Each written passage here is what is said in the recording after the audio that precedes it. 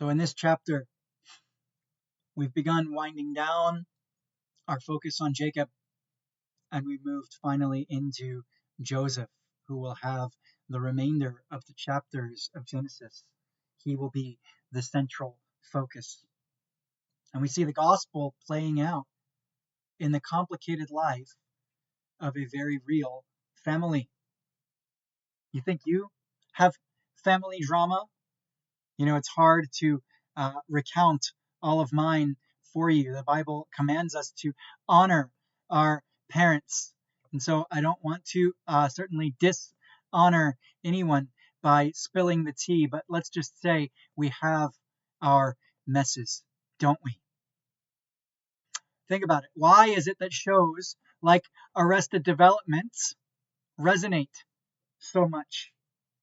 It's because they land close to home. There's something, yes, it's amped up for the sake of comedy, but there's something underlyingly realistic and relatable.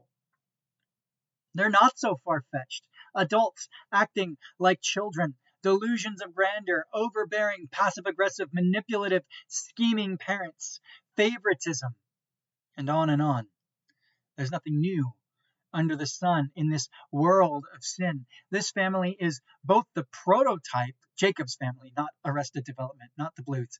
Jacob's family is both the prototype of family drama as well as God's chosen vessel to bring his gospel into the world. And so as we look at this family history of Jacob, we will see three things. We're going to see, first of all, the seeds of sin, where it comes from. And then we're going to see seeds of grace. And finally, fruit for us. That's where we're going today. So let's begin with the seeds of sin, the seeds of discord in this dysfunctional family. Because right off the bat, we dig into these verses and we see a mess. We are greeted with a 17-year-old boy, and we realize that this boy has got to be pretty much spoiled rotten. There is rampant, unapologetic favoritism in these verses. We read that he is the son of the beloved wife. You'll remember, of course, those chapters that have gone before. Jacob loved Rachel, but hated Leah. This is Rachel's son, the son of his old age. And so he is the favorite. He more than once in these verses loves Joseph more than all his brothers. It's very explicit. And so in Jacob's eyes, Joseph can do no wrong. This word where it says he was a boy with the sons of Bilhah and Zilpah, that really is referring to he's more of an assistant. They are the older ones who are more aware of what needs to be done to pasture the flock and take care of the sheep. They are more experienced, and he is just there to be an errand boy. And we read that instead of helping them out and building relationships with his brothers, what is he doing? He told tales. The ESV says he brought a bad report. The idea behind this word is that this report is probably not very objective. It is slanted through Joseph's point of view and lens at best. Usually this would be a word that describes an untrue report. And so you've got this lying brat, but unfortunately his father believes him because he is the favorite. He brings a bad report about these brothers to their father. And of course, the brothers resent being treated so unfairly by this lying punk. We see also the famous coat of many colors is right here from the start. You know, it's not just a fun kid's story or a song from a semi-popular musical. There's also not very much detail about it. Yes, it is multicolored. Perhaps the sense in this word is that there is a royal ceremonial undertone here. The only other use of this very obscure Hebrew word is when it is referring explicitly to a royal robe. So that's what Jacob gives to Joseph. It marks Joseph off once again as special. It would rub salt in whatever wounds are already there. And so we've got essentially two grudges just in this first paragraph, verses 2 through 4. And we read that the result is that his brothers could not speak peacefully to him. They could not speak civilly to him. Literally, the word there is they could not speak peace. They could not say shalom to him. Of course, shalom doesn't just mean peace, it's also a greeting. So they hate him so much, they can't even say hello to him. They're so disgusted when they see him. But it gets worse. We move on from there, and this Joseph has not just one dream, but two dreams. And this foreshadows what is going to come to pass, that his father and brothers will bow down to him. It's a double dream, but of course both of the dreams have the same meaning. This is pretty common in Hebrew parallelism in both poetry and prophecy. It's repetition by synonym. A, what's more, B, and that repetition establishes the point that's being made with even greater certainty. But still, we're left wondering, are these dreams from God, or is this just something that's springing out of Joseph's ego? For his words in verse 8, it's not really what he said only, but the way that he said it. And even his father rebukes him the second time around. This time you've gone too far. Although later, of course, Jacob does ponder these things. And we read that after the report of these dreams, the brothers hated him even more. That thought, they hated him even more, is repeated 3 times in verse 4, 5, 8, and 11. We read that they're very jealous. Look at Numbers 25. Phinehas, the son of Eleazar, son of Aaron, the priest, has turned back my wrath from the people of Israel, in that he was jealous with my jealousy among them, so that I did not consume the people of Israel in my jealousy. This idea of jealousy means impending violence. It's stronger than mere hatred. So at the start, Joseph is an assistant shepherd. He tattletales, and he gets rewarded for his tattling. The next time, after these dreams, he's kicking back at home while they go out to work without him. And it's like, okay, well, Joseph is a punk. We've established that. But the rest of the family are no saints either. God's overruling of humans, providence and predestination, as we'll soon see, doesn't eliminate secondary causes or responsibility. The circumstances that provoked or occasion a certain sin, right, being victimized by a father, being victimized by a brother, doesn't make that sin less sinful, does it? Instead, we see how sin multiplies in this chapter. As the famous saying goes, hurt people hurt people. Again, that's not to make an excuse, but it's just to establish a terrible reality. In this case, favoritism breeds deadly resentment, which leads to attempted fratricide. We read that they see him far off. Probably they can recognize him, even though he's very far away. They can recognize him by that stupid coat that he wears everywhere. And immediately, what do? They begin plotting and scheming. The word brother is repeated over and over and over in this text, but Joseph is not treated like a brother or even like a human being. There's a swift, violent attack. He's stripped of his robe, similar to skinning of an animal, and then he is dumped like a corpse. And what do? They sit down for lunch like nothing happened. They leave him for dead, and they plan to lie about it. Look at verse 20 and verse 31. They say, oh, it was the animals that did it, in verse 33. Ironically, it is they that are as heartless as ferocious animals. They have a terrible disregard for their father, even if he isn't a good one. And he surely isn't a good one. Jacob here has been worried about his sheep.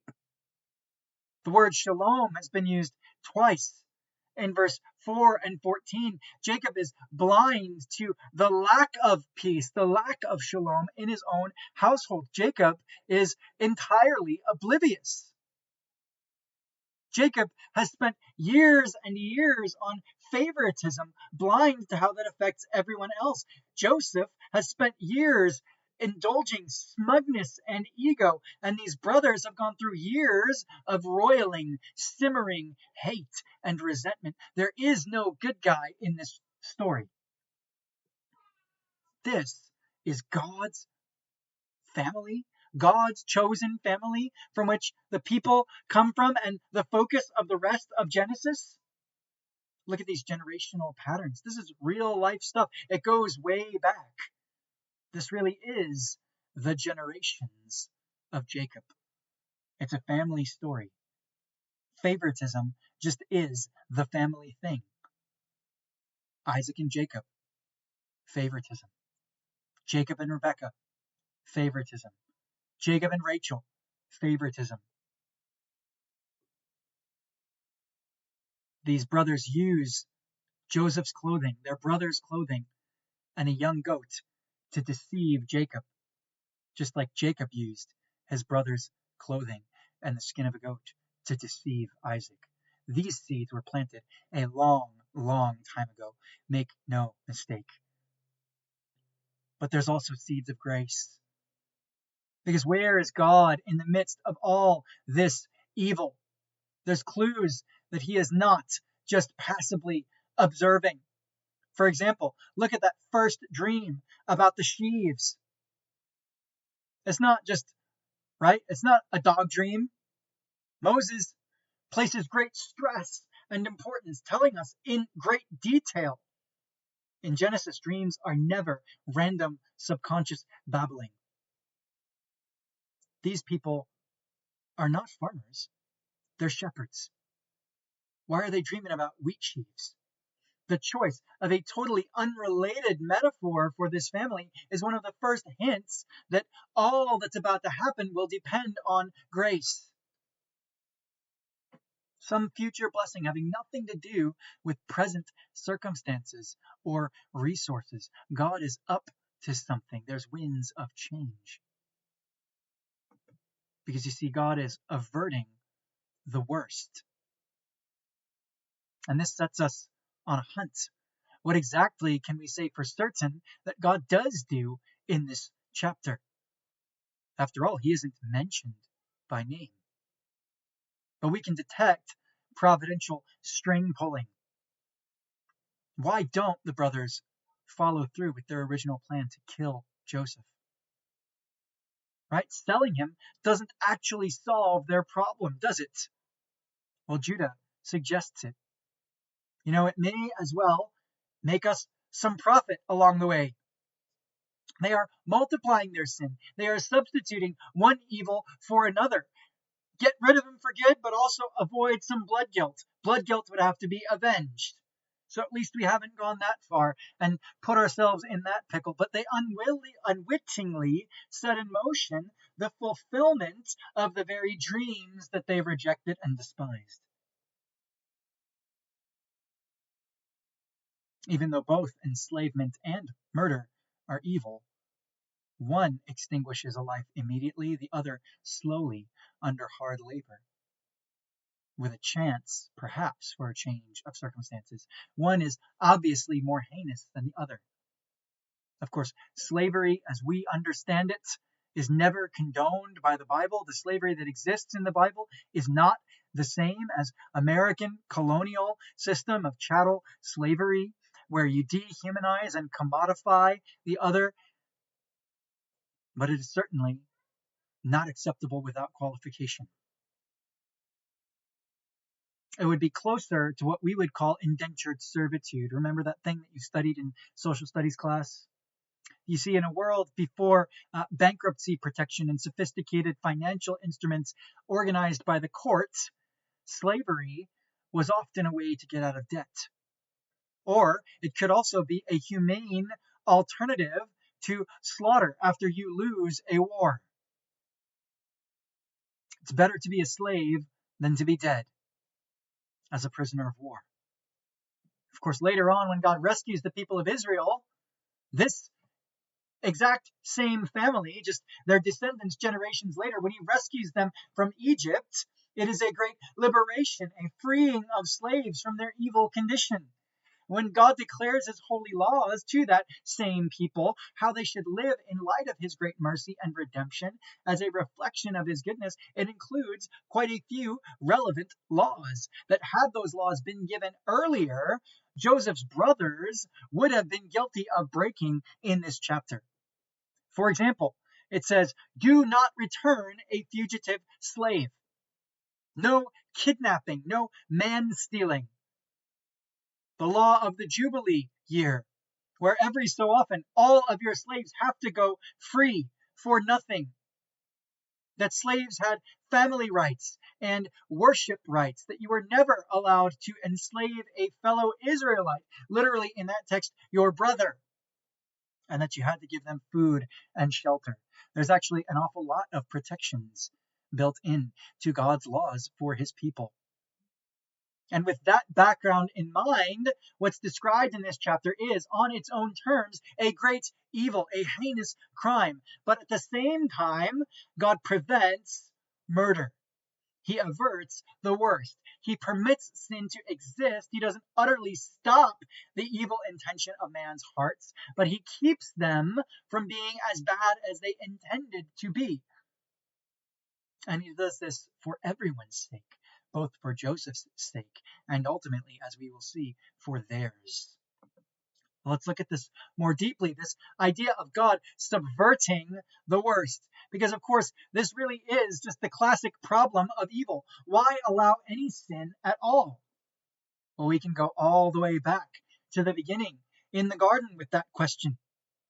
It seems to keep nagging us in Genesis. Bart Ehrman said last week on NPR that he used to be at Rutgers, and then he left for UNC. He left his faith because God didn't answer the prayers of all of those poor, starving African kids. And it was really the problem of evil that caused him to turn from evangelical Christianity to atheism. Well, what does God do about the prayers of smug, self-important American professors of religion? There is indictment on the rich all throughout the Bible. The position of the poor hasn't changed much throughout history.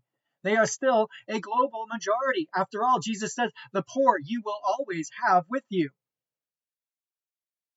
We've just become more conceited and less generous. We don't have a food problem. We just have a food distribution problem. Those poor people that, according to Bart Ehrman, God supposedly doesn't listen to, who are helpless before such pointless evil, why does it follow that therefore there is no God? Let me tell you, those people also live in the parts of this world where faith is exploding, not receding. Clearly, they didn't get the message. No, God is in the business of turning evil circumstances and outrageous sin into his tools for his goals and blessing of his people. And that's what we see in this chapter. They meant to kill him. And God's not going to forget about that. He will certainly deal with that in time. But meanwhile, God had other plans. He did intervene. He did direct the course of things. Even if we don't and can't fully comprehend it, we see only a tiny sliver. We have a very limited point of view. Later on, it will be asserted, God planned it, all of this, for good. Genesis 50:20. As for you, you meant evil against me, but God meant it, the exact same event, for good, to bring about that many people should be kept alive as they are today. God's secret providence behind even the evil deeds of men is still there. Right? Be honest with yourselves. We rarely know what the best case scenario or the least evil thing looks like. Joseph is the bullied kid who shows the world. He's the brat who becomes a leader. God often prepares his greatest heroes by sidelining them for a good long while. God is shaping Joseph. Slavery in Egypt, while no less evil, is an important part of that. And so we have to take the long view, the view of all of Genesis and really all of redemption. You see, that Joseph's story is going to take us right up to the end of Genesis. And it really is about the coming to fruition of the promise to Abraham way back in chapter 12. And therefore, it is also gospel-centered. That promise that this family will bless many nations through one of their descendants. At the end of Genesis, that promise finds a partial fulfillment. A descendant of Abraham's diverts a worldwide famine. That certainly would count as a blessing to the nations, right? But it also means partial non-fulfillment. There is a sense of incompleteness, of waiting. After all, they're not yet a great nation. In a sense, moving from Canaan down to Egypt is a giant step backwards for this chosen family. God still has work to do, but he takes the long view. We also have to apply this far more broadly, because you see, God cares about both Bart Ehrman and about starving Africans. Also, we see Joseph and Jacob and the brothers are part of God's plan. He's not juggling too many balls. He doesn't drop any of them. He includes the other brothers in his redemptive plan. Why doesn't God defend the victim, Joseph? It's partly for Joseph's own good. And it's also partly for the good of the perpetrators, for the good of the wicked brothers. God doesn't always prevent us from expressing our sinful nature. He lets it go on full display in order to transform us, in order to bring us to repentance, because he wants our hearts. So let's look finally. We've seen the seeds of both kinds. Now let's look at our fruit that springs from these ancient seeds. Joseph is, in a lot of ways, the most relatable of the patriarchs. But it greatly matters how we relate to him. The Bible has one meaning that Moses and God intended. It's not just anything goes. We don't use a reader response hermeneutic where the Bible just means whatever you feel like. Moreover, the point of these passages is not even just, wow, look, there's another cool pattern. There's Jesus in the Old Testament. I don't want you to get that impression. I mean, that's true, but I think that's far too flat. You know, Bart Ehrman loves his literary patterns and his symbolism, but he no longer loves Jesus. So what does this mean for you? Well, it's a call to faith. You are not Joseph in this story. You are far more likely the wicked brothers in need of grace, but deserving the opposite. Joseph, for his part, is a type of Jesus, because we need grace. Jesus is, we could say, Joseph as he should have been, Joseph without the sin. Jesus, like Joseph, is the apple of his father's eye, who stirs up violent hatred and jealousy against himself. Not because of his sin and his bad attitude, but exactly because of his purity. Jesus is seized and violently stripped of his robe and dumped into a pit, Sheol, the place of the dead, by his own family. Jesus will rule over all his brothers. Jesus saves many lives. But if Joseph is Jesus, that means that Joseph isn't you. You are not Joseph. That means that you're the wicked brothers. Their pride. We don't have to take this from this upstart. Their pride infects everyone, including you.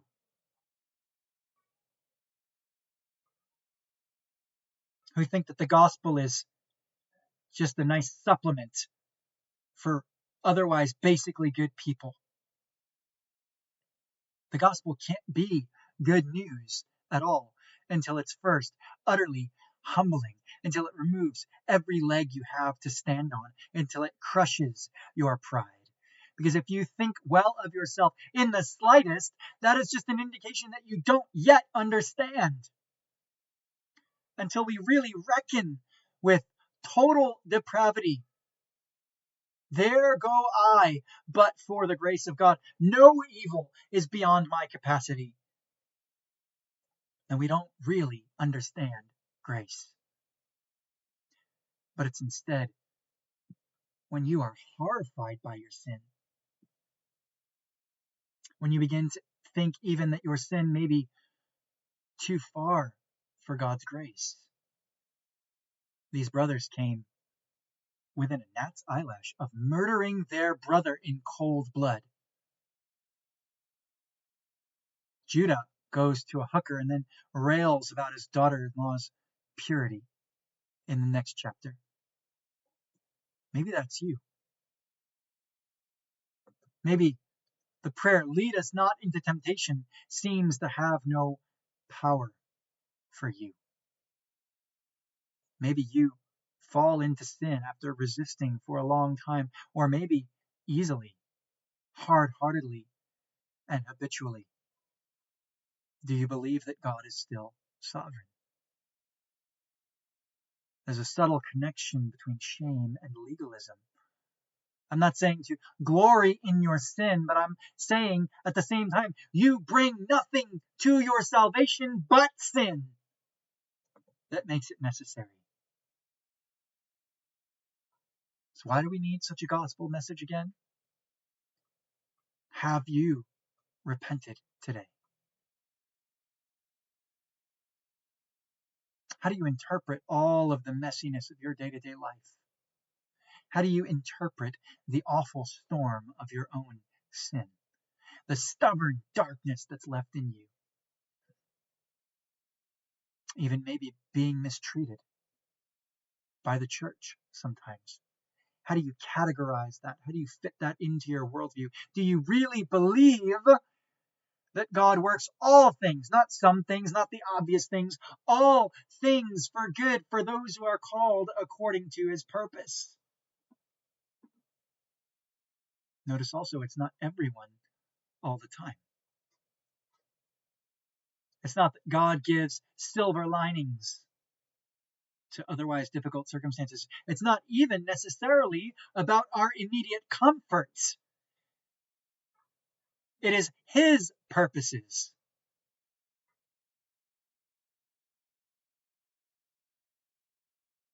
Do you despise God's will because you don't agree with it? As the brothers despised the dreams that they didn't agree with. At the very least, we must be much more humble and cautious in our judgments. Because we too often resist what we suspect might be God's will in the interest of our own comfort or control. You have a sense of where God is nudging you and you just don't want to obey.